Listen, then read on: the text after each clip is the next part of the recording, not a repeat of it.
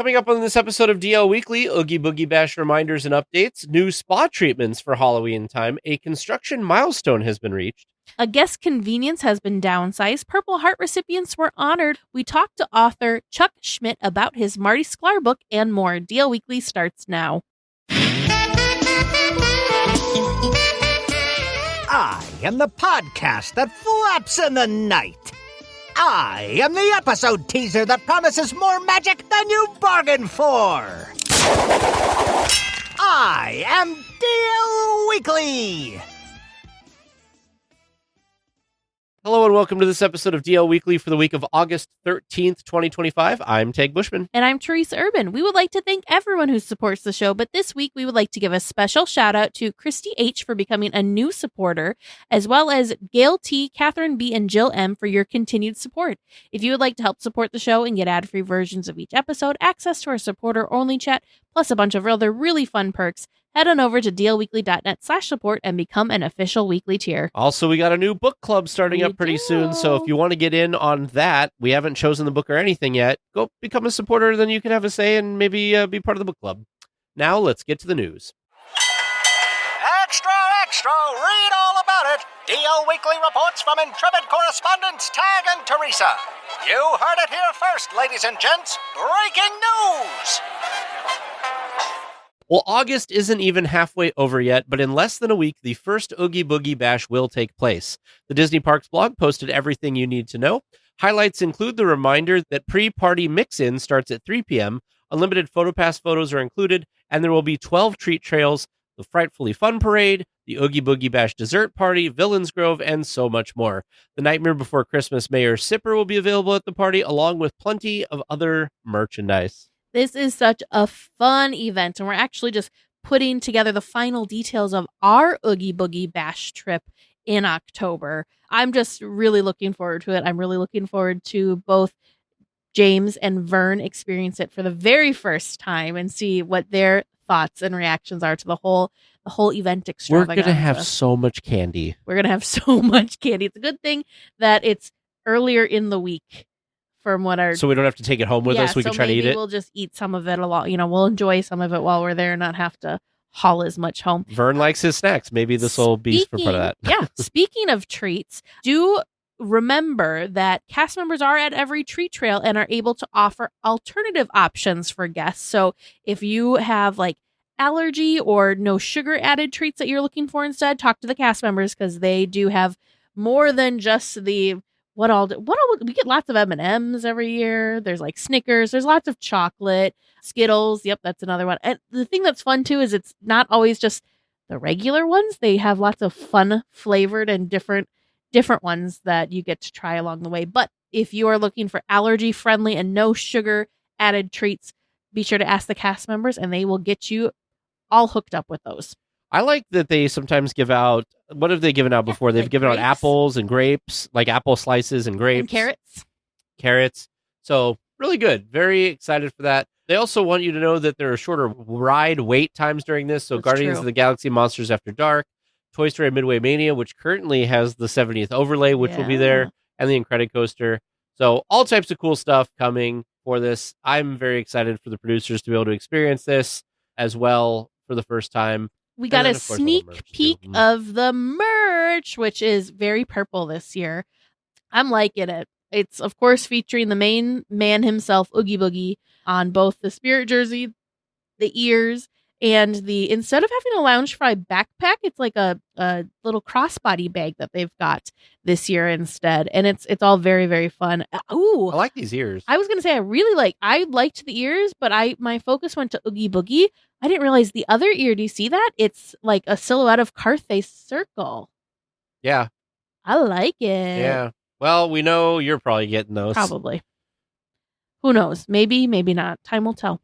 Well, a new addition to the Tenaya Stone Spa at the Grand Californian this year are some Halloween packages. For $170, guests can get the Wicked to the Core foot treatment, featuring a warm foot soak with aromas of rich caramel and exfoliating candy apple sugar scrub. That sounds like like good enough to eat. Yeah. For $100, guests can have Disney stylists transform your makeup into designs inspired by classic Disney characters. And for $150, the Disney stylist can also transform your hair into different designs inspired by classic Disney characters. They have not announced which characters are available yet, but if you're interested, keep your eye on the website. Book these treatments now at the link in our show notes. I feel like this is the thing that I've wondered why Disney hasn't done this for a while. I feel like they have the Bibbidi Bobbidi Boutique, and for the longest time, it was just for little princesses, and then they added princes to it, like little princes. I feel like this is the first time that there's like an adult version of this to do all of this, which I'm excited for. This is the perfect time for them to do this, because you can go to the Tenaya Stone Spa and get all done up before you go experience the Oogie Boogie Bash. Would you pay for this? How cool is that? Okay, so I am a person that is not talented in being creative with my own hair and my own makeup. So if I could have someone help transform me into something amazing, heck yes. Price point for me is a little high, but I'm also looking at it from a Midwest price lens versus what California prices are. So my thought on pricing is probably skewed, because we're very fortunate and don't pay prices. Like just getting manicures and stuff like that here is much cheaper than California, just because that's how it is. But I think it's such a cool experience. I'm excited to see people in the parks at the parties having this done, because I'm sure it's going to be very popular. Yes. Well, a great milestone for the expansion of Disney California Adventure has been reached. Vertical construction has started for the Avengers Campus additions. Since the first steel column has been placed, several others have been erected at the location as well. This is nuts, because I saw that there was a social media post from Imagineering that they were putting in the first post. And then I watched David's from Fresh Bakes construction update this week, and there's like a dozen of these already up, and I was like, holy cow, we always make fun of Disney for being slow on these things, but it seems like they're going along at a good clip, because all the foundation work seems to be done. It's crazy. It's very exciting, because it just one step closer to that area being complete and open and ready for guests. I'm so curious to see how it all comes together. I still don't understand. My brain is not understanding the physical layout of this space. Oh, sure. Because like the Stark's Flight Lab, I feel like needs to be a certain size, and then the show building for this needs to be a certain size, and I just in my brain tied in knots trying to figure out how this works. Yeah, but it's exciting. Like finally stuff, and then pretty soon, next year did they say like the Coco construction is supposed to start next year? Oh my gosh, I can't. That's the one I'm excited about. Yeah. So looking forward to all of that for sure. Well, a guest convenience has been reduced to just a few locations around the resort. Merchandise mobile checkout, which allows guests to scan their own merchandise and pay through the app, then check out through a cast member, is now only available at World of Disney in downtown Disney, the Emporium on Main Street in Disneyland, and Elias & Co. on Buena Vista Street in Disney California Adventure. Another thing that we talked about mobile checkout wise that has also disappeared was the mobile checkout option at Boardwalk Pizza and Pasta. Yeah. That station also has gone to Yesterland. I don't know if it'll be coming back or what. No official word from Disney, but it's curious. I don't know if if they were having issues with the system, if they were having issues with people, I'm just going to say it bluntly, not being honest when they were scanning out their own merchandise, or, what caused this change. But I am glad that it is at least still available at those big, overly popular locations that can be shoulder to shoulder at times. And when you're someone that needs to, what you're getting, and it's just like one thing, it's a very convenient, nice option. Just go zip, zip, quick, be done. I feel like the three locations that they have it in are the ones where I have used it before. Yeah. Like I don't really use it at the smaller shops, because I never have trouble waiting. Like there's usually not a wait at the smaller shops. So I think this is a good balance of still having the convenience, but then also not having it in other areas. It makes sense, because think of just think of the Emporium. How many registers are there actually? There's lots of there's lots of different register banks, but there's not very many registers, it feels like, at each of those banks compared to the volumes of people that store collects. I want to say there's only and I could be totally wrong, I want to say there's like 10. That's kind of what I was thinking. Because there's that large bank that like the back of it is Main Street, Mm-mm. and I think there's like 4 there. I was gonna say that's the largest one, and I think there's 2 in the corner. Yep. I think there's another 2 like back by like the dishware stuff, and then there's like 3 in that like center island. Yeah, and then of course there's like other like you could check out if you wanted to. I think you could check out in like the timepiece store or whatever. But that's not where people... I think you can do that, but the problem is everyone's starting from the castle and working their way towards the exit, so they're all ending up ready to check out in the Emporium proper. Did you see also that they removed, I don't remember what the details were now, that they removed mobile order from the part of the mobile order from the Tropical Hideaway? There was something about that? Oh, I did see that they added it to the Adorable Snowman in DCA, and I was very excited about that. Well, and Tropical Hideaway was kind of only, like, they got mobile order introduced because the Dole Whip pineapple juice stand was closed and under refurbishment, and that was your mobile order option for Dole Whip. So they kind of, I thought it was going to be temporary, but then when the Dole stand came back open, it continued to be an option for Tropical Hideaway. So I don't know. Yeah, it's still showing as a mobile order option. They still have the Tropical Hideaway Express. Now you can only get kind of like the basics there. You can only get like Dole Whip basics there. Gotcha. You're not able to get any of the food items. Sure. Okay. Yeah, I knew there was something changing with it. So the one thing that was difficult for us was we couldn't get the 70th cup through the mobile order option there. You had to wait in line. And we wanted to try the new peach flavor, which is only at Tropical Hideaway. But the good news is you can mobile order just a regular peach Dole Whip or Dole Whip float. You can, peach is an option. You just can't get the collectible cup with it. And they have a sundae. It was the pineapple upside down sundae. Yeah. Which was good. You can't do that on mobile order either. But the basic offerings of Dole Whip, you can. August 7th was National Purple Heart Day, and to honor the veterans who received the prestigious medal, Disneyland held a special flag retreat ceremony. 11 Purple Heart recipients were present for the flag retreat in Town Square. The veterans and their families enjoyed the day in the parks, and during the ceremony were gifted with an American flag placed inside of a shadow box. This is incredible because, I mean, they say it in the Disney Parks blog. It's not every day that you get to meet someone who is a recipient of the Purple Heart. So the fact that they had 11 recipients there all together in Town Square is incredible. And the thing that's also really interesting to me too is it looks like they're all, we've got a variety of ages. I'm sure a variety of different branches of the military were also represented. I think very, very cool that they did this. Yeah, but I thought like it was cool that they got like a shadow boxed flag with it and stuff. Like that's super cool. Very, very cool. Very special way to honor these brave heroes. I was talking, this is funny that this came up because I was talking when we recorded the last Hub Crawl with Eric, and they were talking about one of the episodes of the Supreme Resort they had done where they were trying to figure out which resort was the most... Inception. Yeah. It was which resort was the most patriotic. Oh. Or like what was the most patriotic thing or something like that.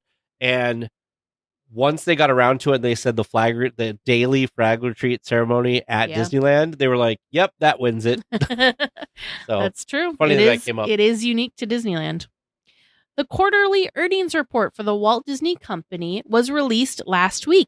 The Experiences Division, which includes theme parks and cruise ships, our personal favorites, was the standout for the company, bringing in double what the Entertainment Division, which is made up of movies, streaming, and TV, brought in. The entertainment numbers were $2.516 billion versus $1.02 billion for entertainment. Wow. Overall, the company is doing well, with entertainment needing to come around. Expansions and attendance at the parks and cruise lines are strong and should continue to be. So basically Disney beat earnings expectations, which is always good. The stock market loves that. Revenue was up 2% to $23.7 billion. Now remember, sometimes I think people forget this. This is in the last quarter. So it is 3 months. Quarter.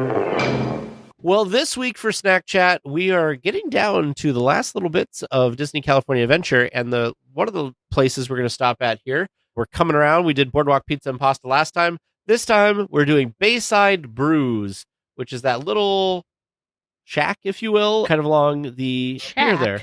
What's that like? It's a little like booth thing, okay, kind of thing. There you go. This is not, I'll be honest, not a place that we stop at very frequently, but they do have some delicious sounding snacks as well as their alcoholic beverage menu. So for snacks, we've got jalapeno cheese-filled pretzel. You got a Mickey Mouse pretzel, a cream cheese-filled pretzel. Of course, you can get a cheese cup as well for your regular Mickey Mouse pretzel. And you can also pick up more cheese, mini Bay Belt snack cheese, the 3-pack. Yeah, I don't know if there must have been like one drink some here. I remember going here once, and I think there was like a specialty beverage or something that was at this location. But for alcoholic beverages, they have all types of stuff. A ton. Yeah, we're not going to go through all this stuff. They have some hard ciders, margaritas. They have a peach hard cider. That sounds delicious. But so lots of cool stuff. Tons of delicious things, and they also have bottled water if you just need to hydrate. Moving along, we're Angry Dogs. Yes. On Pixar Pier. I just love the theming of this little hot dog cart. It's got a pretty brief menu, but again, theming on point. What can you find at Angry Dogs? Well, Angry Dogs. You can find the Angry Dog, which is a spicy all beef hot dog with a small bag of hot fries. I don't know why like the fries are in parentheses or quotations. And I think because are they like Cheetos? I'll have to look at a photo because I'm just not sure. And then there's the slightly annoyed dog. I know, which is the not so spicy hot dog served with potato chips. I'm going to try to find this. I think the hot fries are like hot spicy Cheetos. You can also pick up a couple different beverages there. You've got assorted bottled beverages, including Dasani bottled water. There's also vitamin water. Or if you're looking for a little more punch and pizzazz, there are alcoholic beverages here as well. There's a blonde ale as well as a hazy peach IPA. Let's see here. Oh, yeah. Flamin' Hot Cheeto fries. Look at that. Good job. Good job, Teresa. Good job, Teresa. Look at that. They have different sauces that are themed to the different like anger levels.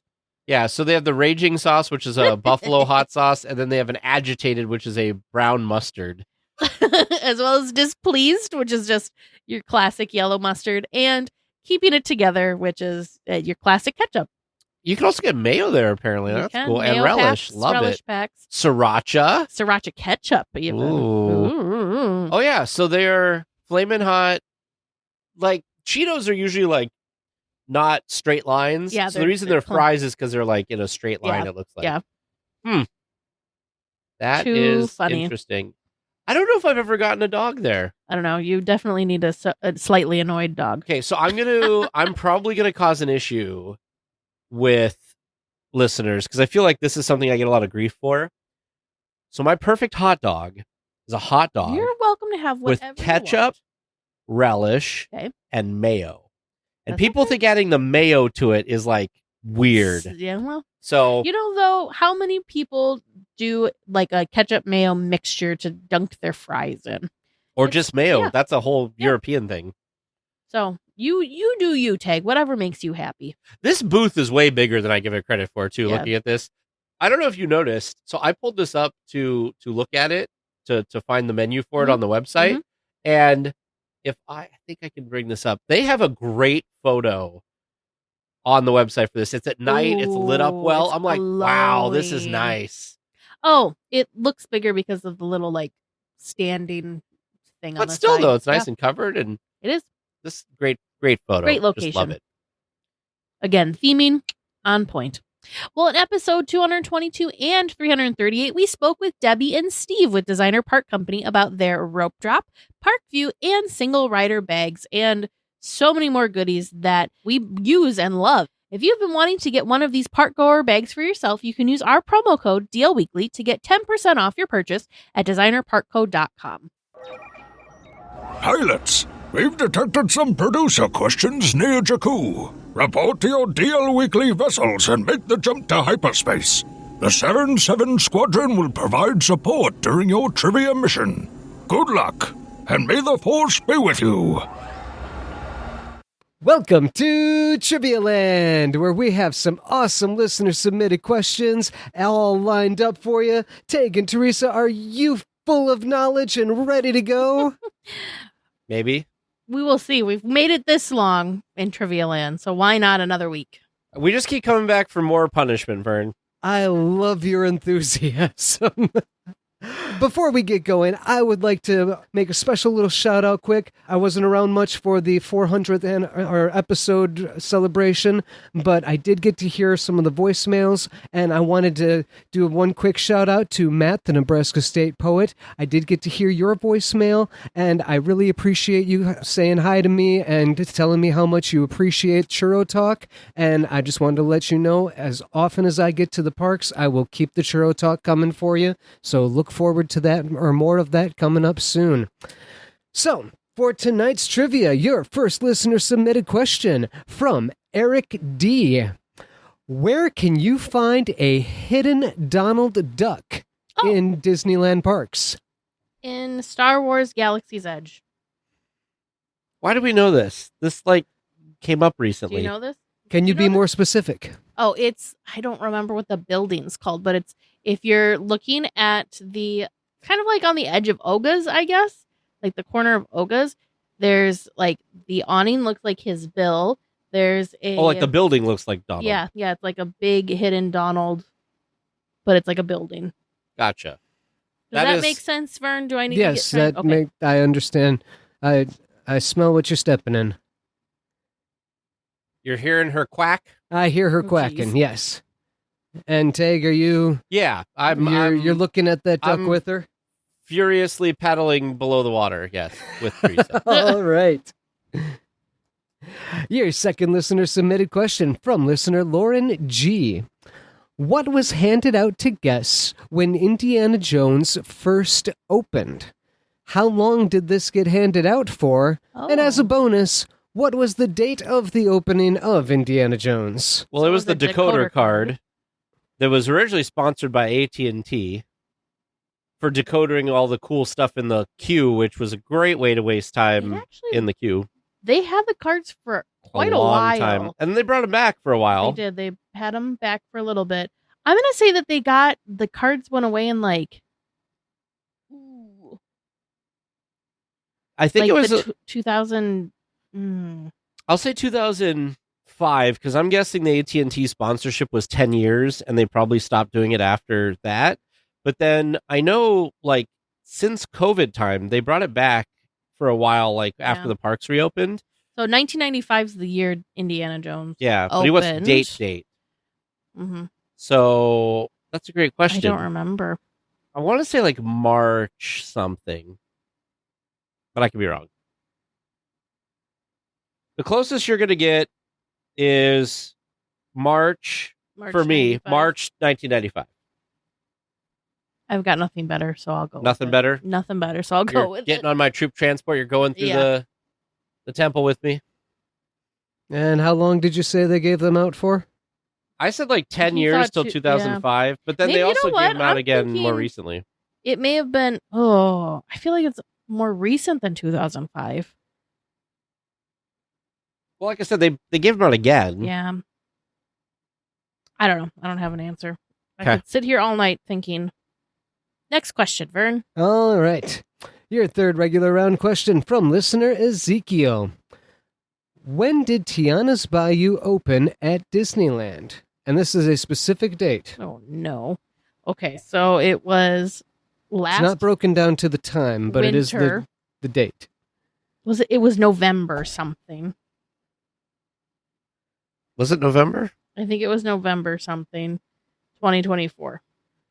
Yeah. Dang it! Was it November 14th? You have the shirt. Why aren't you wearing it tonight? Because I could not see the future.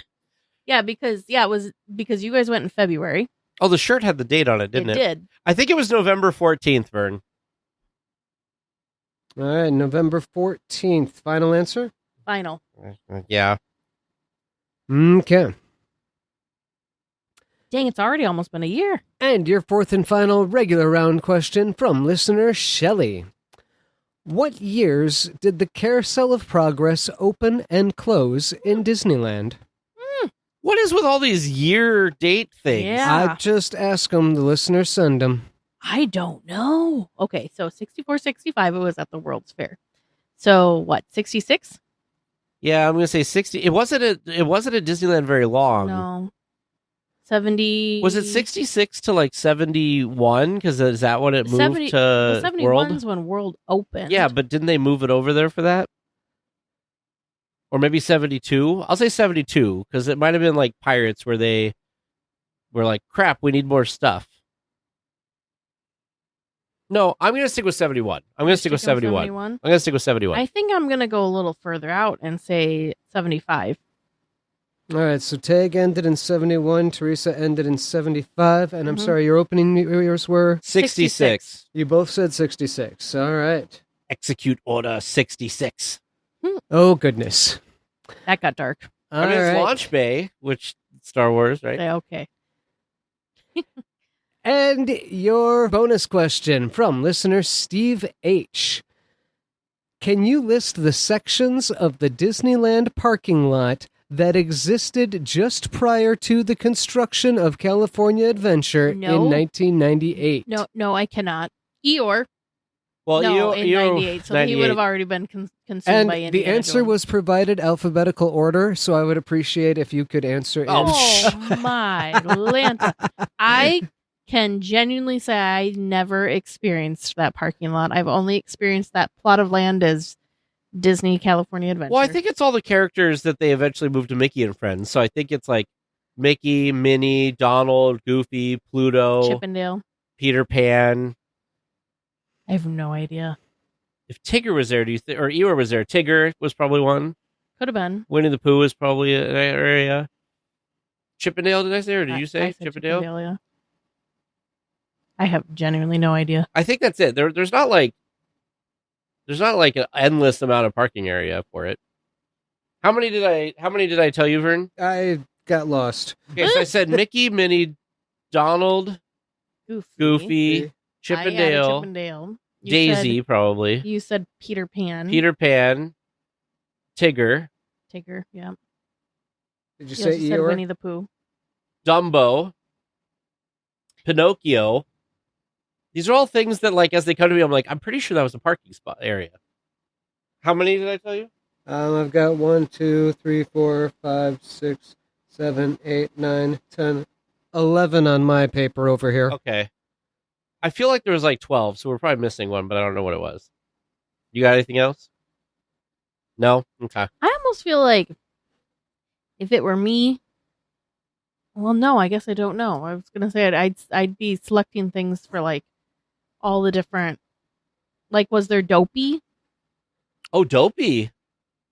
That's a good one. I'm gonna put Dopey on the list. I was gonna say I was thinking like like the Seven Dwarfs would be. Not all Seven Dwarfs, but like have representation from all of the movies up until a certain point was my thought process. In my mind, I can't think of the words, but in my mind, there was a card that they used to give you that had like a map of the parking lot, and it was like the little. Yeah, so you could like remember where your car was, kind of thing. And once we're done answering this question, I'm gonna pull this up because that card is like burned in my mind, but I do not remember what the names of the spots And that were. was the OG parking tram too. Yep.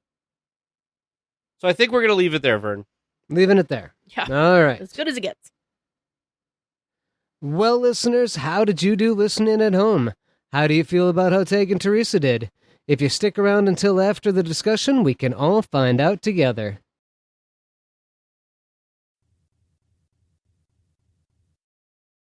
Well, this week we have two special guests with us. Chuck Schmidt, who is a journalist, author, and contributor to allears.net for the past 15 years. And he just came out with his new book, Marty, Mickey, and Me. And he's joined by Kevin Rafferty, who is a former Imagineer with the Walt Disney Company. You may have heard his name from some very fun attractions like Mickey and Minnie's Runaway Railway, as well as Toy Story Midway Mania, to name a few, and Cars Land as well. But welcome to the show, Chuck and Kevin. Well, Good to be here. both. Yeah, great to be here. Thank you. So we always like to just kind of let our listeners kind of learn a little bit more about you in case they don't know something about you. So we've got a couple questions we're going to ask, and we'll get both your opinions on all of these things. Some of them might be longer than others, maybe. The first one's always a good one just to kind of give us some nice background. So Chuck, we'll start with you. Tell us your Disney story. What got you interested in Disney or writing the books you've written? And this could be as detailed as you like. So it could be really short, or which I'm sure we'll get into as the time goes on, or it could be a little more detailed. Well, it started because I'm so old in 1955 when a show called the Mickey Mouse Club came on TV. We had a tiny little black and white TV in our living room. And after school, I would start watching the Mickey Mouse Club. A few months after that, Davy Crockett came on. And that also intrigued me. And from that point on, I was kind of hooked on Disney. It wasn't until 1972 when we actually went to Walt Disney World for the first time, my wife Janet and myself. And from that point on, it was like full speed ahead. We were in the parks as much as we could and travel. I'm in New Jersey, so, it was quite a haul to get down to Florida. But as many times a year as we could, I would do it. As you mentioned, I was a journalist. I worked for the Staten Island Advance newspaper. In 1984, I became the Sunday News and travel editor. And as part of my responsibility, I had to put together about 5 or 6 travel pages. And of course, Walt Disney World became one of my big topics to cover. And I would send tear sheets down to the folks at Walt Disney World Public Relations, primarily a gentleman named Charlie Ridgway, who was in charge of all the public relations in Disney World. He had worked in Disneyland for many, many years. He was responsible for a number of pretty famous press conventions or the opening of Pirates of the Caribbean being one of them. He devised the whole swashbuckling, cast members jumping off the Columbia boat and everything. And Charlie had, as I found out later, what he called a wall of fame, and he would take press clippings from various newspapers that were sent to him, and he would put them up on a wall. And my press clippings that I sent to him ended up on his wall of fame. And I became kind of like a favorite son, I guess. They would invite me to a wide range of press events. They were actually events back in the early days. At 15th anniversary of Disney World, they invited 10,000 journalists from around the world, in addition to 10,000 guests. And it was at the time, Magic Kingdom and Epcot were the only 2 parks that were open, but it was a whirlwind weekend of just amazing things that they put together. And like I said, I just continued with that over the years. And newspapers obviously evolved into more of an online presence, and I started my own blog. And from that point on, I was writing about Disney almost once or twice a week, for the Staten Island Advance's website, silive.com. That evolved into deciding to write a book, which I did. And like I said, 8 books later, here I am. But yeah, I've always respected the people behind the scenes, like Kevin, like Marty. They were just amazing people to talk to. They just had a wealth of knowledge about the Disney company and about, the inner workings of Disney. And I learned so much from them. And, like I said, I'm grateful, Kevin's friendship, for helping me with this book. I'll get it. In 2016, I realized I had squirreled away so many things from Marty, emails I had saved from him. I went to his book signings and recorded it. I wrote everything down or recorded it. I had conducted a number of interviews with him, which I have on a CD-ROM. And I was going to present my idea to Marty and say, I want to write a book about you. Would you feel comfortable, with a book about you? And he said, he unfortunately passed away in 2017. And I just put the book on a back burner, basically, and just said, I would go back to, like the rough draft that I had, and I would, just to basically reminisce about all the the things he had said to me and all the good times we had together. I had dinner with him a couple of times. I had lunch with him a couple of times. So it was really a really, really great relationship. One of the things I said in the book was how he used to call me his friend, Chuck Schmidt. We'd bump into some like a Joe Rohde or like James Cameron. Yeah. When they were building, Avatar Land in Animal Kingdom, and he would introduce me as my friend Chuck Schmidt, and that meant a lot to me. It really did. Yeah. So then I put the book on a back burner, and it was years later when my knees started to give out on me. And I had knee replacement surgery back in February of last year. And as I'm sitting around feeling sorry for myself and, doing physical therapy, what seemed like forever, the idea just started to, why don't you go back to the book and why don't you put it together, finish it, because a lot of my friends over the years have been, when's your next book coming out? When's your next book coming out? And I'm like, I really don't have anything in the works. So I decided to polish it off, to finish it. And I was going to present the copy, whatever I had done at that point, to Marty's daughter, Leslie, who I had become friends with over the years. Kevin was good friends with her also.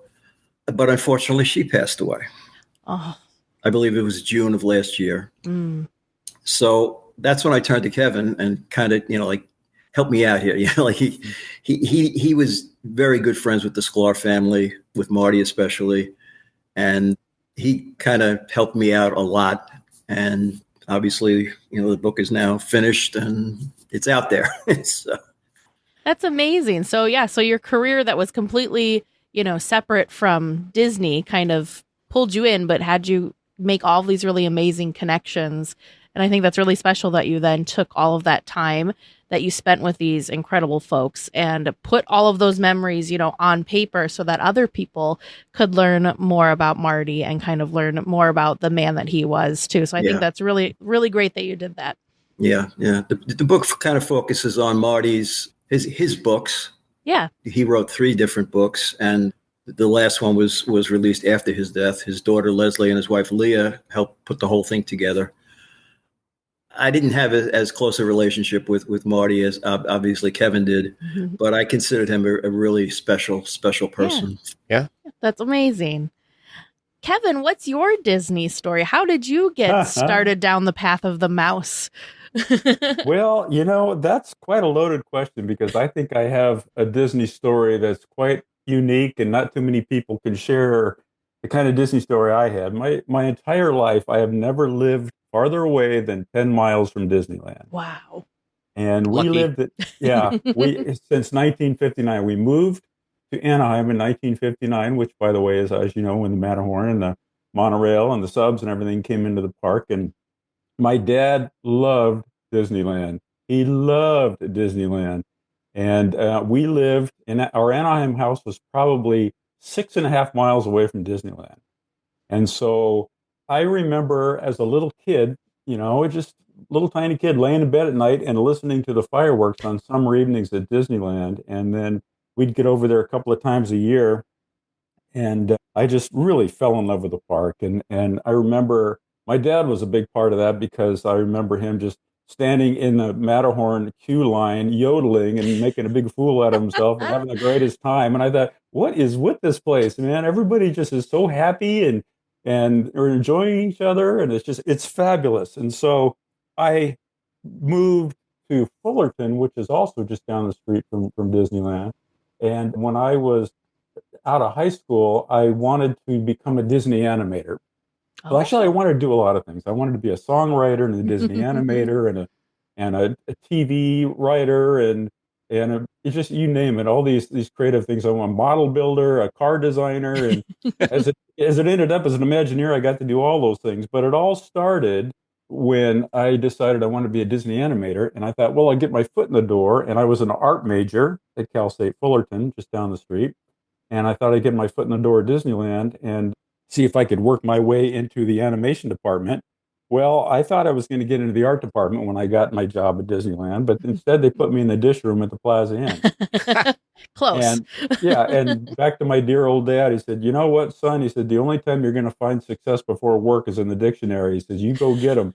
And so I ended up working double shifts and doing all this kind of stuff. But I'll tell you, the thing, just backing up for a minute, when I was a little kid, we used to watch The Wonderful World of Disney and Walt on TV, and I had Disneyland records and the whole thing. So I was a Disney kid.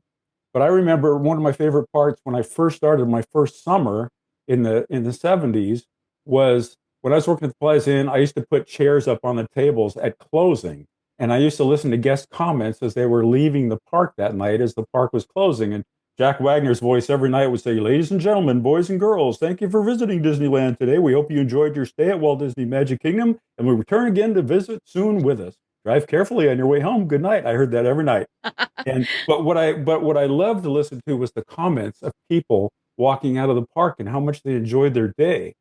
And I thought, and I got to, this is kind of a secret thing, but when I was done with my shift and the park was closed, I used to go around and sneak into back doors. You could do that in those days and see how things worked. Yeah. And look at my favorite attractions. And some maintenance men sometimes would say, "Hey, are you interested in this? Let me show you this." And so I got to make a lot of friends on how, and make a long story short, at that time, there was a poster put up by the cast where we got our costuming, and it said, "Mickey wants you." And I said, "Mickey wants me." And I went over and I read it, and it said, "WED Enterprises," which is what Walt Disney Imagineering used to be called, is looking for artists and designers to work on a new project called Epcot Center. And I was just graduating with an art degree from college. And I thought, man, this is what I need to do. And I had an interview lined up at the Disney studio to be an in-betweener. I think it was on the Fox and the Hound or something. And the producer's name was Don Duckwall, Donald Duckwall. I'm not kidding. That was his name. And so as it happened, I landed an interview at WED on the same day. So I canceled I took a big chance and canceled my studio interview and interviewed at WED Enterprises in Glendale instead. And at that time, I was working at Club 33. And so did everything at Club 33 as a waiter, a busboy, a bartender, assistant manager. And from there, I transferred to WED Enterprises. And the rest is history. I started my Imagineering career there. And Disneyland has always influenced me and has been such a big part of my life. I mean, my wife worked at Disneyland for 11 years. She was in the parking lot and worked at Great Moments with Mr. Lincoln. Oh, yeah. And the fascinating thing is, I said, wouldn't that be something if we went back in a time machine when she was wearing her golden gown, in the Opera House on Main Street? And I would say, someday I'm going to be in the little pre-show video right before you go into the theater to see the Walt Disney animatronics figure, and she would have thought I was crazy, but that's kind of how it worked out. And now my son is working, my older son is working in communications at Walt Disney Imagineering, and his wife, my daughter-in-law, Courtney, is working in HR at Disneyland, and we're just a big Disney family. Yeah. It's just, all my dearest friends are Imagineers or connected to Imagineering, like Chuck. And when I first started at WED Enterprises, I started a very entry-level job. I cut mats for other artists. I didn't become an artist myself back then. I ended up becoming a executive creative director at the end of my career. But one of my biggest memories was meeting Marty Sklar for the first time. Yeah. And, the subject of Chuck's new book. And when I met Marty, I was scared to death of the man. And because he was large and in charge. I mean, it was Marty and John Hench. They were the ones running this crazy, giant, brand new project called Epcot Center at the time. And when I started, they were starting the big giant model, and there was people running all over the place. It was like a busy beehive back in those days, and Marty was in charge of it all. And it was so funny because over the years, I got to work with Marty for, 37, 38 years or something. And we became very close friends and very close family friends. And he's been here at the house. Marty attended my mom's funeral service. That's how close we were. Wow, yeah. And Marty was just such a great guy, and we used to give each other a hard time. And I have drawers and drawers and drawers of notes from Marty when we used to send each other stupid notes back and forth over the years. Like, for example, I found a picture of like a 5,000-pound wheel of French cheese. And I sent him the picture and I said, "Hey, I thought you were the big cheese." And that's where it started. And so we just kind of went back and forth that way, and we became very close. And there wasn't anything I wouldn't do for him. And I remember when I was working on my first show project, when I came over to the creative division and I worked on Pan Galactic Pizza over at Tokyo Disneyland. Mm-hmm. It was about midnight and we were having technical problems, and I was far away from home and I was homesick, and I felt this tap on my shoulder, and I turned around, it's Marty. He said, "How you doing, kid?"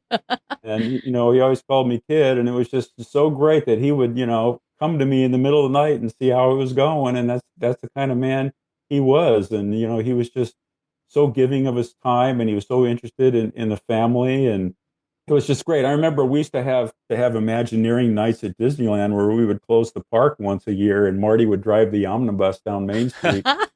And I remember when my son Kevin Jr. was a little kid, he was so excited to see Marty, and Marty stopped the bus and he jumped on and let him honk the horn and ring the bell and do all kinds of crazy stuff. And so it was a lot of fun. And then, through the years, just wrapping it up, I got to work with and meet all the men and women who created Disneyland. I was a second generation Imagineer, and a lot of them were still there, Claude Coates and Mark Davis and Herbie Ryman and Harper Goff. And, I got to work on projects with folks from the studio like Jimmy McDonald, who was the sound effects wizard at the studio and the voice of Mickey Mouse for 38 years. And just to get to know all these amazing people who were part of my life growing up. I mean, when Pirates of the Caribbean opened up in 1967, I was one of the first to be on it. Of course, I lived down the street. I actually walked miles and miles to get there to do it. And I spent all my allowance money on a souvenir book for the Pirates of the Caribbean that first week it opened. Yeah. And when I went to work at WED, I brought my little souvenir book in and had Mark Davis and Claude Coates and everybody sign it. Yeah. So that was pretty cool. But back to Marty, he was, out of everybody I've ever worked with and known, I think Marty was, my all-time favorite. We were pretty close, and he was just, it was just amazing, all the stuff that he got done. He lived in Anaheim for a while, and I was selected to, this is back before cell phones and fax machines and computers and meetings like we're having right now with podcasts and things like that. Everything was by paper and interoffice mail. So it was my job when Marty was out of town, which was quite a bit during the Epcot days, to bring boxes of memos and emails and drawings and things to his house on my way home. And so I was kind of Marty's delivery boy for a while, and he knew it, Anyway, so that's my Disney story. It's been a part of my life, my entire life. My first memory, by the way, just backing way back to the beginning, is I remember laying in my crib and looking at my wall and seeing a cardboard cutout of the Casey Jr. train above my crib. And my mom says, "You can't remember that. You were like 1 or 2 years old." I said, "I do remember that." and I still have that thing. So yeah, Disney, big part. Dang. That's awesome. Well, man, we're in for it for this interview because we've only got one question down. We already have so much great stuff that we're talking about. So, Kevin, since you went second the first time, we'll have you go first on this question, I guess. Okay. So, and this one, I feel like maybe you'll have an answer for. When you go to Disneyland for the first day of a trip, or even if you just go for a day trip, which way do you go? Do you go left towards Adventureland, through the Castle of Fantasyland, right towards Tomorrowland? And the other question we've added to this, because it's become a thing, is which tunnel do you normally go through, the right or left tunnel on Main Street after you enter the entrance turnstiles? I never really thought about that, but I always go through the left tunnel. Maybe because I'm left-handed. I don't know. I go through the left tunnel, maybe because it's near City Hall and the fire station there, and I love it, the Emporium and all that. To answer your question, the first thing I do is I head down Main Street, go through the castle, and head into Peter Pan. Oh. Like a lot of people do at Disneyland. My all-time favorite. So, how about you, Chuck? Do you have kind of a ritual or something a path you always take? My first thing is I get a guide map. I'm one of these people that is fixated with guide maps. In fact, I have a guide map from Walt Disney World, like 1974, maybe. Wow. Wow. That's awesome. Yeah, it's great. It looks very 70s. It costs $5.50 to get into the Magic Kingdom at that point. So Steal. What a steal. What a steal. Can't even get a churro for that, can you? Yeah, right. Yeah, You can get a bite. Yeah. yeah. Actually, I'm right-handed, so yeah, I always go to the right side Wow. and head toward Tomorrowland, because Tomorrowland kind of borders on Fantasyland, so you kind of getting two for the price of one, I guess. There you go. And I love watching the submarines float around. I love watching the Matterhorn, the people on the Matterhorn screaming like crazy. And then I also love the Alice in Wonderland ride. It's just absolutely different from anything in any Disney park I've been to, because it's on two levels. Yeah. And you go in, you go up, you go around. And so that's kind of a cool attraction. And then, you make your way over to Small World, and now you make your way over to Mickey and Minnie's Runaway Railway. So that's where I go. Yeah, that's good. I got to run the Disneyland half marathon Oh, many years ago. that's awesome. And it was kind of cool because we kind of entered on the right and then kind of made our way back through the castle, then to Frontierland, and then out of the park again. So yeah, I have some pretty fond memories of that experience as well. Very cool. And then one final question for this getting to know you section here. We'll start with you again, Chuck. What is your favorite attraction? And even though this is a Disneyland podcast, we will let you pick any attraction from any of the Disney parks. But what's your favorite?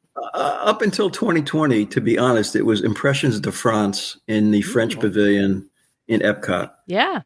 But after 2020, it became Mickey and Minnie's Runaway Railway because of my relationship with Kevin, because it's such a great attraction, because I know the one in Disney World, they had to jump through hoops to fit that inside of an existing building. Obviously, it was a lot easier to do it in Disneyland with the addition of a new building. Mm-hmm. And I think that's reflected in the queue area, where there's so much more going on in the queue area in Disneyland than there is in Florida. But yeah, that's number one as far as I'm concerned, which is why, I got that there. These things, yeah. Do you have a favorite part or favorite scene, or is it just the whole experience that gets you? I like the carnival scene, yeah, and sort of toward the beginning where you end up in the tornado. That's kind of because some people actually don't know that they're going to have their hats blown off or their glasses blown off. I also like looking. I mean, I've seen so many different things. Every time I go on, I see something new. Yes. Kevin told me that there was in the Disneyland version, they put in a special tribute to him. Kevin's Aloha Ha shirts, which he sent me a picture of, which is really cool. There's also a tribute to Sharita Carter, who helped him with the Disney World version. As you're turning into the scene where Daisy does the conga, there's a little side corner street there, and it says Carter's Cameras on the top of one of the buildings. Yeah. And there's also a little sign that says The Great Moving Ride. Which is a tribute to the previous attraction that was there. So my finest writing, Chuck.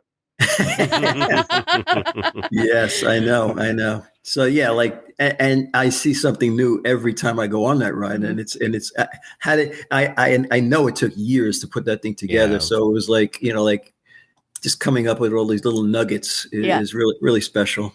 That's like every Disney attraction. There's always, I think there was an interview years ago with Tony Baxter, and he's like, you don't design it for the first time. You design it for the 20th time you go through it or whatever. And I was like, that's right. Because you always see all this stuff. There's so much to see. And what's stupid, at least for me, is I end up looking at the same stupid things every time I go through. And then I'm like, no, I need to look over. We had a listener of our podcast came on and talked about sound. And she challenged us when we were in the park one time. We rode It's a Small World. And she said, I challenge you to listen for something you haven't heard before. Mm-hmm. And that was really cool. And that's how kind of she experienced the park, trying to do that type of stuff. But so Kevin, you know, I feel like I should say you can't pick one of your attractions, but no, you should pick whatever you think is your favorite anywhere. Well, I'm not going to pick one of my own attractions, but what I am going to pick is what I mentioned earlier is Peter Pan.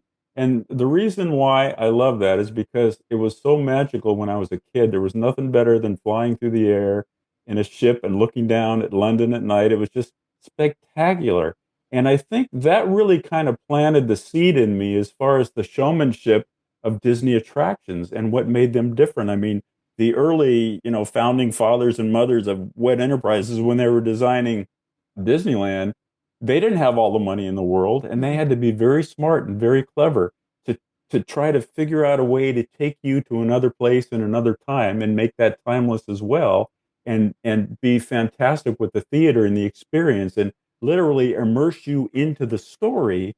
And that's why Peter Pan's always inspired me, because it just does that in such a big way in such a small space. Yeah. And I've learned a lot from that attraction. And I love the music. I love when you enter into the kid's bedroom window and la, la, la, la, la, and then off you go and you're flying over London.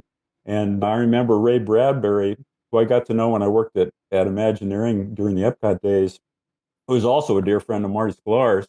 Ray wrote a letter to Walt Disney and told him how much he appreciated having the opportunity to, get into a ship and fly over London. And he just wrote the most amazing letter to Walt about that attraction.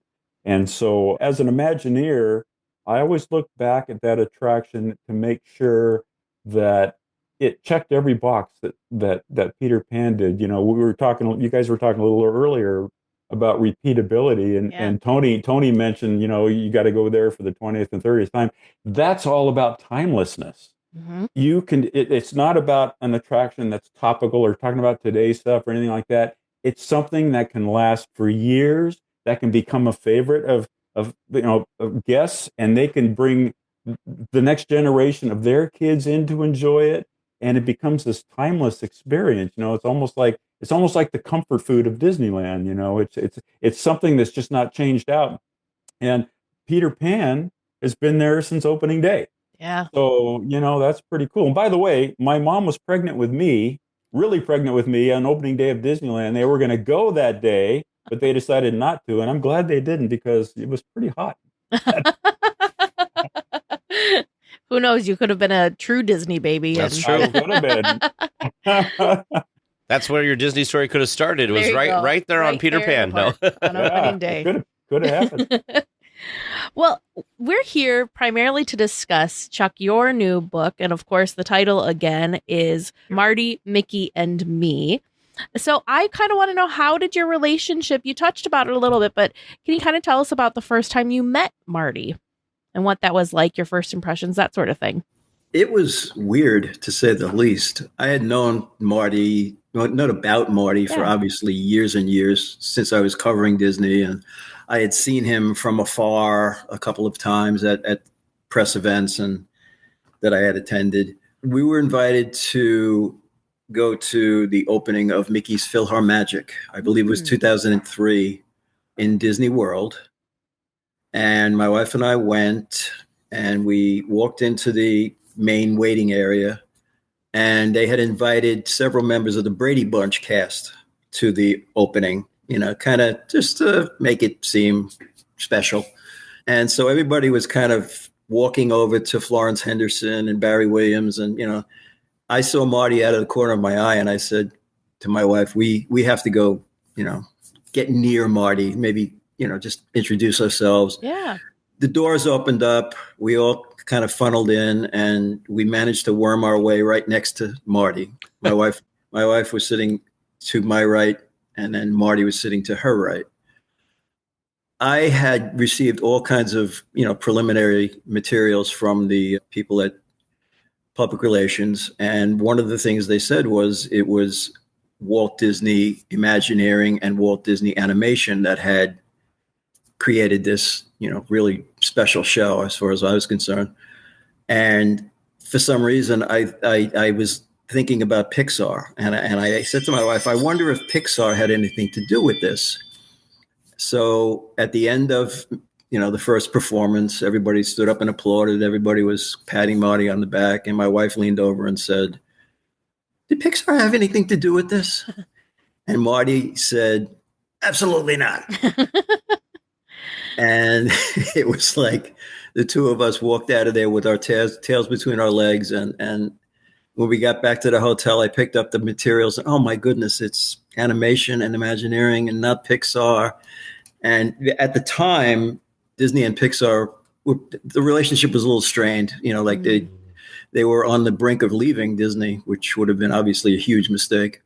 And then years later, I brought it up to Marty. I said, like I was at, the opening of Mickey's PhilharMagic, and we asked you this question. And then he said to me, I'm used to dumb questions from the media. So, he just brushed it off, obviously. But the odd thing is, like, one of the final contributions Kevin made before he retired was to do work on that Coco overlay that they put in there, which is incredibly spectacular and colorful and just amazing. And as you may realize, Coco was a Pixar movie. So Pixar in full circle eventually made its way into that presentation. So and you know what, Chuck? I was there that opening day. I didn't know you then. I wish I had known you then, but I was there. I wrote that show, and I remember it was just so much fun. And I didn't do too much on the Coco segment. I was there for the brainstorming, the gag session, and stuff like that. But as Imagineers, you're working on 126 different things. But yeah, I was involved with the brainstorming on that Coco segment, and I think it came out so beautiful. Yes. And it is great that a Pixar edition did get into your point, Chuck. I just think that's fabulous. And they did such a wonderful job, such a beautiful job.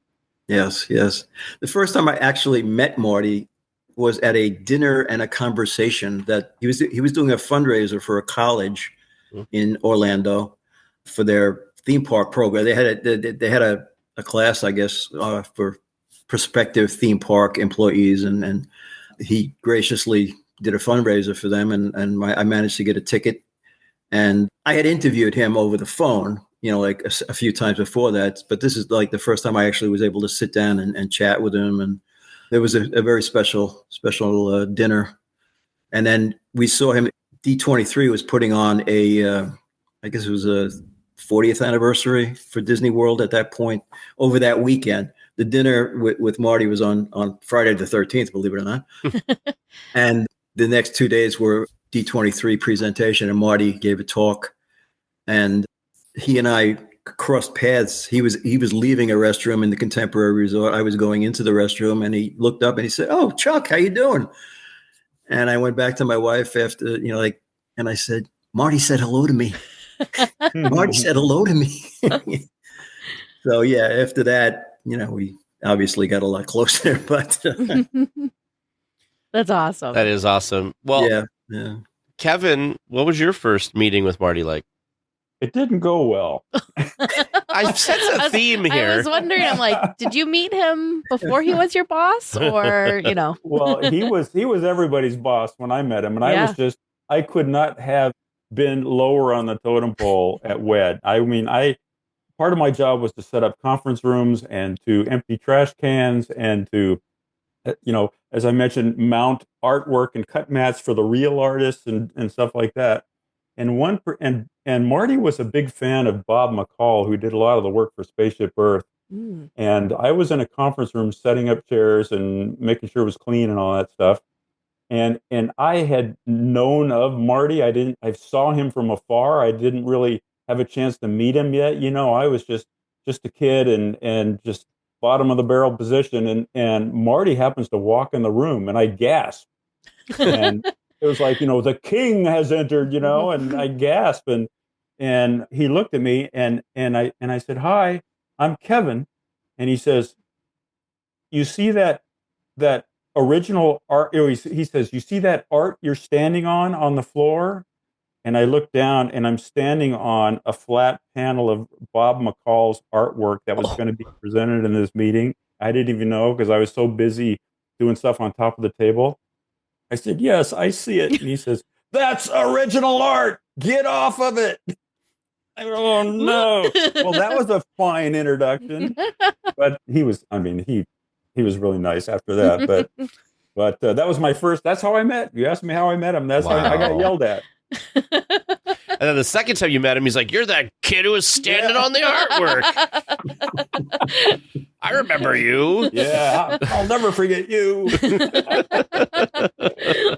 So obviously your relationships over the years kind of changed. You weren't standing on artwork and you weren't asking about Pixar when the relationship was not good between the two companies. Before we move on, I forgot I was going to say something about this. I understand why you said that, though, Chuck, because it's not traditional animation in that show. It is computer generated. So at the time, I think Pixar was known for that. So I could see why you would think it was, just in your defense, I could see why you would think it was Pixar. Yeah. So sorry, but I forgot I wanted to mention that. Yeah. That's good. Yeah. So let's talk about how those relationships kind of, changed over the years. And so Chuck, we'll let you start again. How you started with just being, a journalist and a reporter, covering different events and stuff. So how did that then change into a friendship? And then what did you guys, keep in contact, or how did you guys, stay in touch and be friends? This is kind of a roundabout story, but I'm sitting at my desk one day, and a member of the city desk who assigned stories came up to me and said, Jay Rasulo just announced that Jay Rasulo and Tom Staggs at the Walt Disney Company would be switching jobs.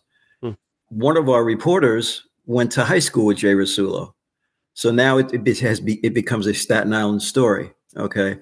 And because I had just started writing a Disney blog, they called me the Disney guy at the paper. So can you get in touch with Jay Rasulo and do a story? And I said, I'll try, but it probably won't happen because, they're pretty insulated. And I contacted all my press friends and every one of them said, nah, that's impossible. That's impossible. So before I left to go home that night, I kind of understood how Disney email addresses were constructed. Oh.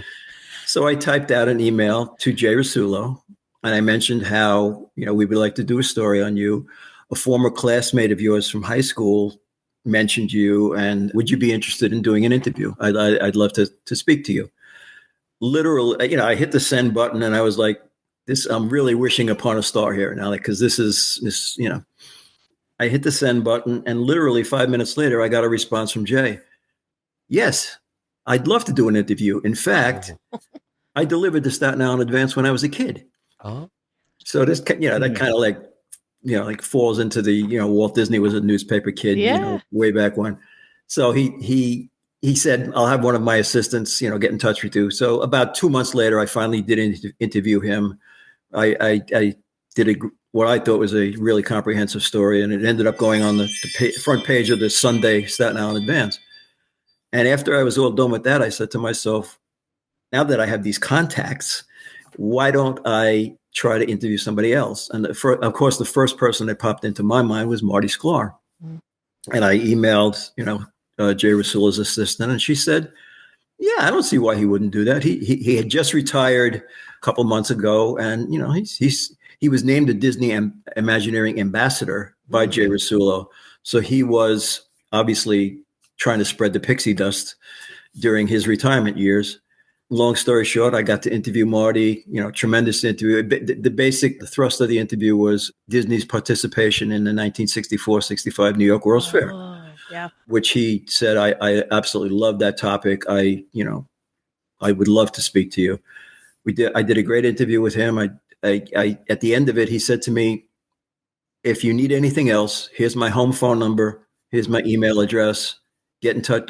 Feel free to get in touch with me. So obviously a month or two later, I got in touch with him. And then a couple of weeks later, I got in touch with him. And then almost every 5 or 6 days, I was getting in touch with him. And the relationship just grew from there, and he would send me emails out of the blue. I mean, basically on Disney topics and on non-Disney topics. He was a big baseball fan. He and his brother, Barney, was born in New Jersey, in New Brunswick, New Jersey, before they moved to California. In fact, his wife, Leah, was also born in New Jersey before they met in California.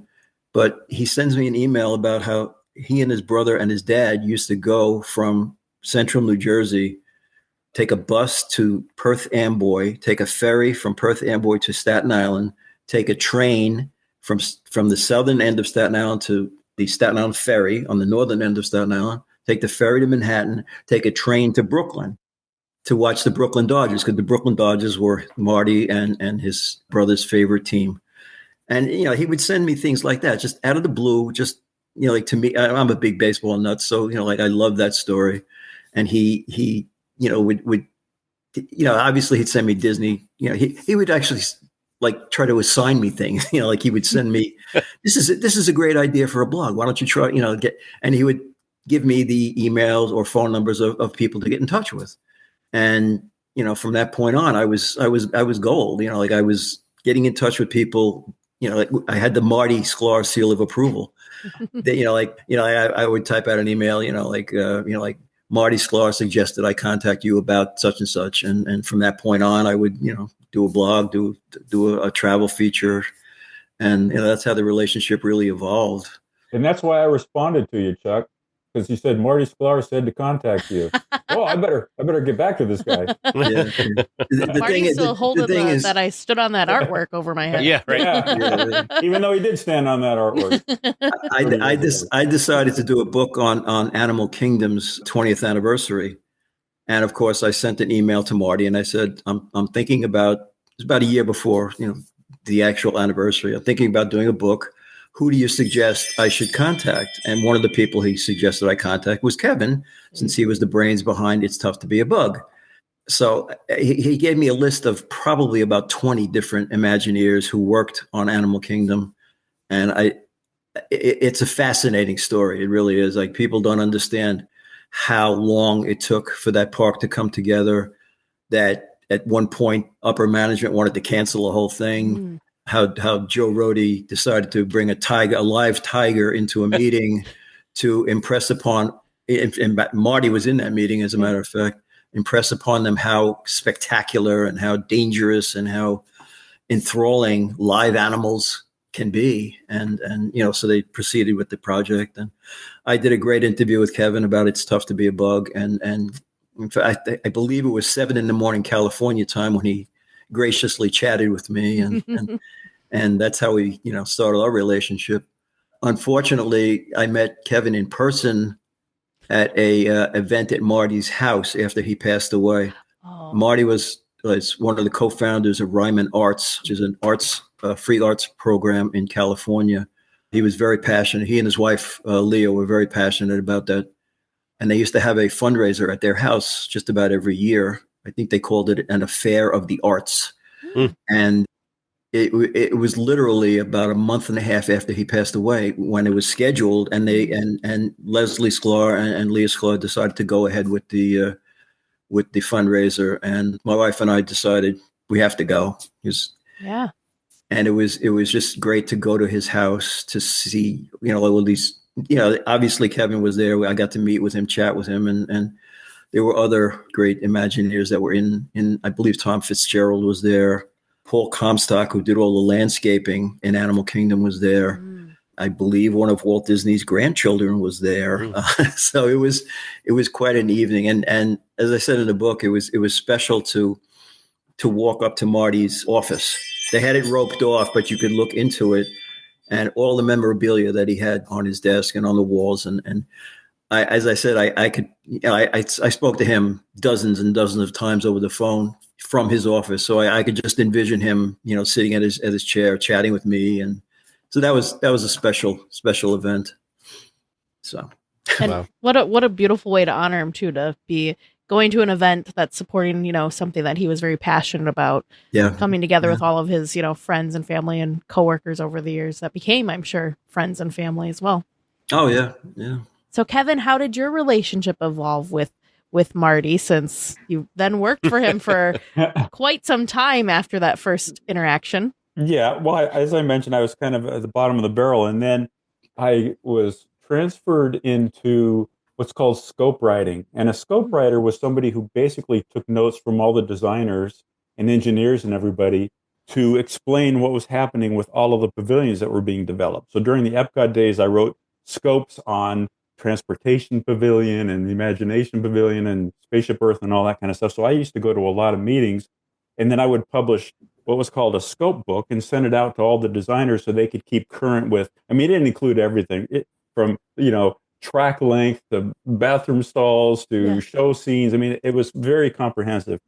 And I remember I got invited to a meeting that Marty was in I was invited by Randy Bright, who at the time was a creative vice president for Epcot. He used to work on the Columbia at Disneyland, actually. And Randy was the gentleman who, the Imagineer who wrote the American Adventure Show. And he did quite a bit of stuff. So I don't know why he invited me, but I guess it had something to do with, making sure the scope was current. And back in those days, I was more creative than I was working on the project management side, taking notes. I would sit there and just hold my breath, and I'd want to just burst out with an idea or something, but I couldn't, And I remember this one meeting not too long after I got into Scopes, and Marty was sitting there, and I think Randy looked at me and he noticed that I really wanted to say something. He said, "Stop, everybody. What does Kevin have to say about this?" And I looked around the room, and every single senior designer and big shot was like looking at me like, "What's this guy going to say?" And I said, I mustered up all my strength, and I said, I said what I wanted to say. Yeah. And Marty leaned back in his chair with his arms crossed, and he said, "I like that." And so then Randy kind of took me under his wing, and I worked on a lot of stuff, helping him develop a lot of stuff. He had early ideas for Fantasmic and the water parks, Blizzard Beach and Typhoon Lagoon and all that. I worked for Randy essentially for like a year and a half for free on creative projects to kind of test my chops. Well, the first show I actually did was the Pan-Galactic Pizza Port at Tokyo Disneyland, and I wrote the show and the songs. And I remember Marty had a back surgery, some kind of surgery, and he was recuperating at home. And he invited me to come over and perform the Pan-Galactic songs for him. And so, of course, this is like a big deal because this is my first big show, and I packed my cassette player in the car, and I drove over to Marty's house, and Marty's wonderful wife, Leah, answered the door, and she invited me to sit down in his dining room. He was taking a call in the other room. So she said, "Set up in there, and Marty will be there in a second." And of course, I was terrified. And I put my little cassette player on the table, and I heard this little sound, like little nails scratching the wood floor coming toward me. And out of the hallway just barreled in this little white French poodle. And the poodle came and did a couple circles and plopped himself, sat down right in front of me, and looked at me, just waiting for the performance to begin. He just sat there waiting. And Marty came hobbling in. He sat down. He said, "What do you have, kid?" And I said, "Well, I wanted to sing you some of the songs that the character sings for Pan-Galactic Pizza Port." And he says, "Okay, go ahead." So I pushed play, and I started singing. And the first couple of notes, the little dog was trying to make traction on the floor with his little nails scratching on the floor. And he finally dug in and just bolted down the hall right in the middle of my song. But I kept going. And so at the end of the song, I pressed the stop button on the cassette player, and I looked at Marty and I said, "What do you think?" And Marty said, "The dog doesn't like it. I don't like it." And he says, "Oh, just joking." So he told me he liked it a lot. And then that kind of broke the ice between us, from the kid that stepped on the original art to, oh, maybe I have some potential in the creative division, and then ultimately we just became, just very, very close. And we had a lot of fun together. Marty always used to say, if you can't have fun, then you can't create fun. You got to have fun with what you're doing. And even though he was very serious and very dedicated and very passionate about what he did, about helping to create Disney park attractions, he had a lot of fun. And I think he recognized that in me too, because I like to have a lot of fun. So over the years, we had a lot of fun together. And it was so funny because he always, every time I saw him in the hall, he'd say, "You're not going to sing for me, are you?" And I said, "Nope." But he said, "Good." And so I remember when we had an event for Marty at the Disneyland Hotel, and they asked me to come and sing to Marty because of the whole joke between me singing to Marty. So they dressed me up like Frank Sinatra, and we had dancing girls behind me, and we had the Disneyland band performing, and I did a song called "That's Why Our Marty is a Champ." And so that's the kind of relationship we had. We had so much fun together. He would call me and, say something ridiculously funny or, we just had so much fun together. It was a blast. And so that's kind of how I started to get to know him and love him and enjoy. Marty was the kind of boss that at first I was wrong to be scared of him. You worked for Marty because he was one of us. As Chuck mentioned, with the World's Fair, Marty worked on the World's Fair attractions. I mean, he did the Ford Pavilion. He was in the field with boots on. He was one of us. He knew what it took to create attractions. He worked with Walt Disney. He was a writer, and I became a show writer at the time, and so we could relate a lot with that. And so I had not only a lot of love for Marty, I had a lot of admiration and respect for him because he knew what it took to get an attraction from what I call the spark to the park. And he was excellent about guiding us there. And you knew that if he said he liked something, he did. And you knew if he didn't, then you would know that too. So that's kind of how that happened. Man, you're I don't know. I probably would have panicked and had a heart attack if I would have been performing for Marty and he's like, the dog doesn't like it. And especially after the art thing, I would have been like, oh no, there's no coming back for this guy. But I'm glad that he's like, just kidding. I like Me that. too. Well, what did you say that he would say? You can't create fun without having fun. Yeah. You can't create fun unless you're having fun yourself. That makes total sense, right? Right? Yeah. I love it. It's like the spirit of Imagineering. Well, he was such an advocate for us. He was so protective and he always used to say there's only one name on the door, Walt Disney. We're all in this together, but we could always go to Marty with anything we had and he would be totally behind us. Yeah. Now, the one thing I want to ask about quick, and it's more of a probably for Kevin, is we've heard in presentations where people have spoke about Marty that he was a prolific note writer, but he'd write everything on these little note cards, but it was limited to the note card. And so it was very to the point. You could actually do some action on it. What was that like to get notes from Marty? Well, if you worked at Imagineering, you got a note from Marty. It was like an award. People, you could hear somebody walking down the hall saying, I got a Marty note today. It was a big, big, big, big deal. And in fact, it's funny. I was looking in my drawer earlier and I got a Marty note right here. There. Oh, that's so cool. And this is what they look like, Yeah. and he would always write in red ink with a Pentel red pen. And he would either, have a comment for you or say to change something, or he would say, great job on the such and such. Or in my case, I would come into my office and I'd find a Marty note on the chair and it would say, I was here and you weren't. I get the observation award and just dumb stuff, And so I have, like I said, I have drawers and drawers and drawers of Marty notes. I think, and I have the only existing Marty note in black ink. I have it. The only one he ever did. And in fact, he said that this is the only one I've ever done in black ink. Could he not find the red pen? I don't know, but man, that was very strange. I thought, well, what is this? It's in black. It's a forgery. This can't be from him. But it was a big deal. People people would frame their Marty notes. That's how, loved and respected he was. And, wow. Yeah, it was fantastic. And I'm glad that's why I'm so glad Chuck wrote this book, because, Marty's been gone for a while, but, we all think of him often and he made such a difference. I mean, when I started with the company, there were two parks in the world. There was Disneyland and the Magic Kingdom. And Marty was the only person on the planet that has been to the opening day of every single park Disney's ever done. Yeah. And he has had something to do with all of them. Wow. And, it was fun to read Chuck's book and get his perspective and just kind of go back into memory lane and to find, I thought I knew everything about Marty, but Chuck's book has a few things that surprised me.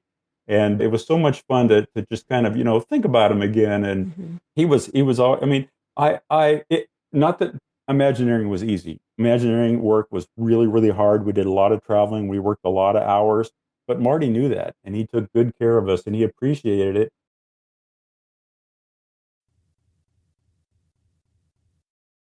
I wanted to mention, getting back to writing, Marty wrote all three of his books in longhand.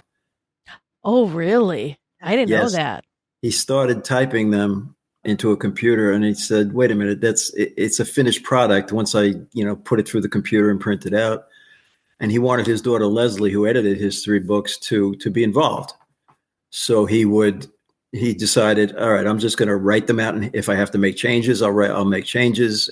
I'll scratch this out. I'll add this. And she can, then type it into the computer for me.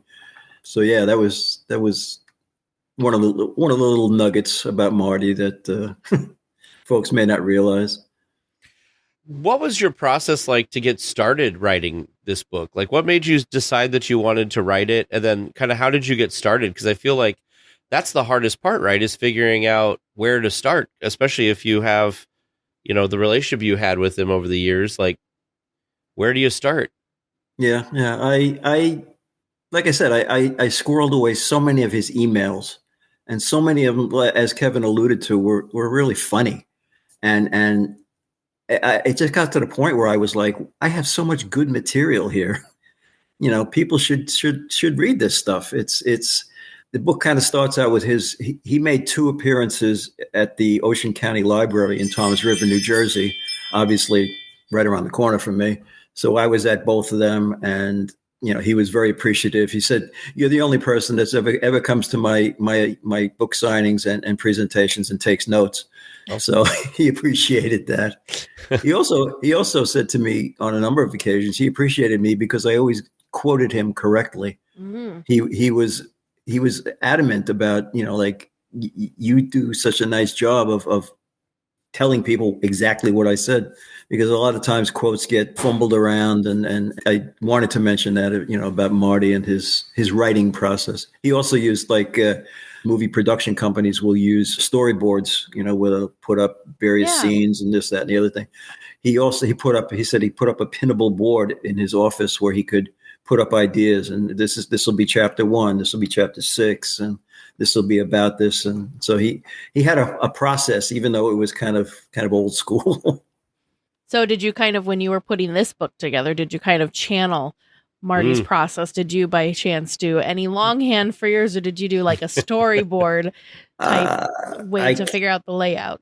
My handwriting is so bad.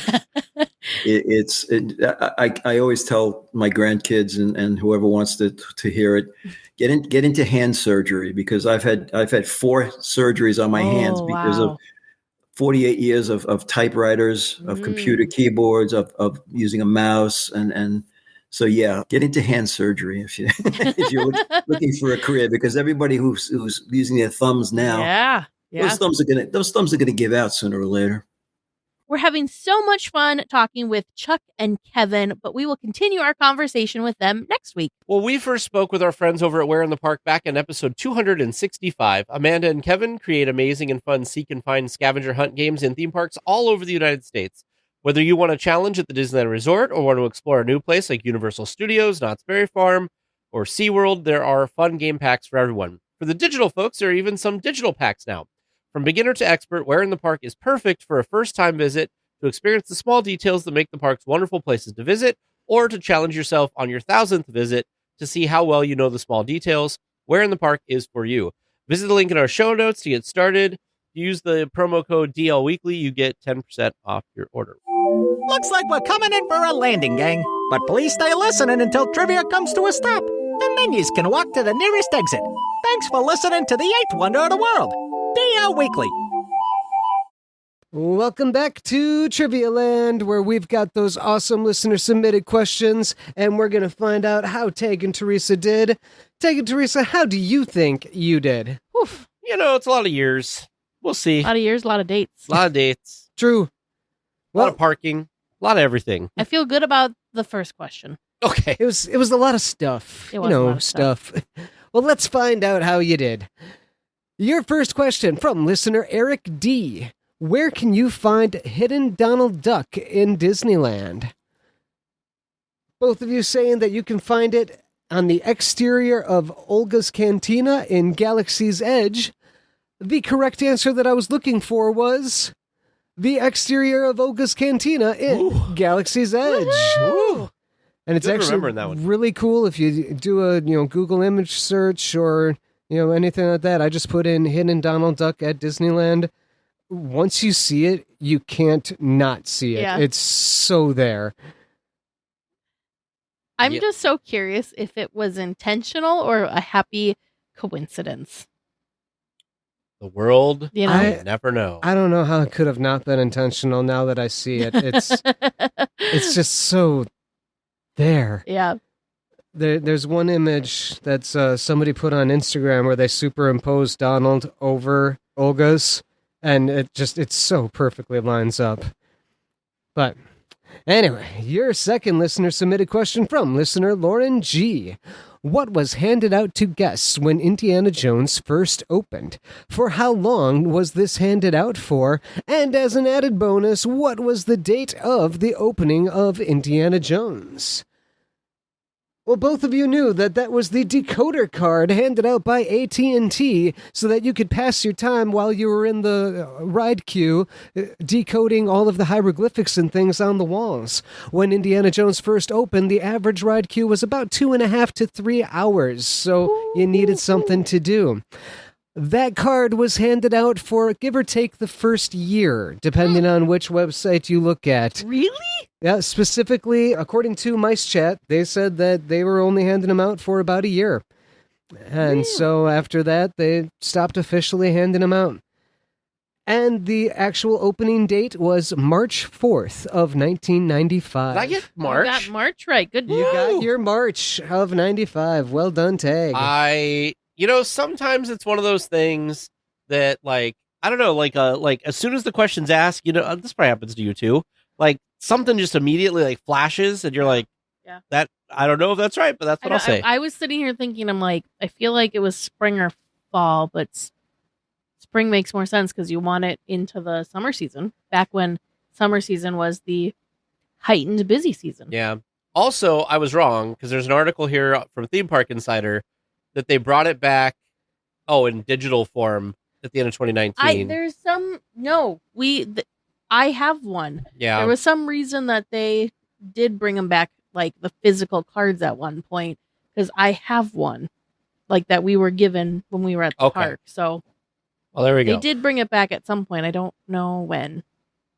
And maybe it was just like a special anniversary year or something that they did it for. It may have been just a limited run thing or something. Yeah. And there is a note from listener Lauren G, who submitted the question. Lauren says, the ride wait was about 3 hours the first time I went on it when it opened when I was 7. I remember it wrapping outside of Adventureland into the hub and near Jolly Holiday. To pass the time, they gave the decoder cards to help unlock the hieroglyphs throughout the ride's queue. I kept mine for years in my wallet as I was there the second month it opened in April. Wow. So that's very cool. A cool memory coming from listener Lauren G. Thank you for sending that question. Your third regular round question from listener Ezekiel. When did Tiana's Bayou open at Disneyland? You came up with November 14th, 2024. We might need to turn in our... The correct answer Disneyland that I was card. looking for was in 2024. It was in November, and it was the 15th. Oh, so close. That's pretty So good. Close. That is pretty good. That's remarkably good. I'm giving us a yay. Okay. I mean, our own scoring doesn't count. We don't have the official say over the score, but I'm going to be kind to us. There we go. Your fourth and final regular round question from listener Shelley. What years did the Carousel of Progress open and close in Disneyland? You both said that it opened in 1966. Tag said it closed in 1971, and Teresa said it closed in 1975. The correct answer that I was looking for was it opened in 1967, Ooh. and it closed in 1973. Dang. Split the difference on you. Yeah. Dang. Oh, and here we go for that bonus question. And your bonus question from listener Steve H. Can you list the sections of the Disneyland parking lot that existed just prior to the construction of California Adventure in 1998? Steve H. is another person that is able to send in a very personal question to them. The note says, I used to work in the Disneyland parking lot from 1994 to 1995. This site's list looks accurate to what I can remember from back then. You answered Mickey, Minnie, Donald, Eeyore, Goofy, Chippendale, Daisy, Peter Pan, Tigger, Dumbo, and Pinocchio.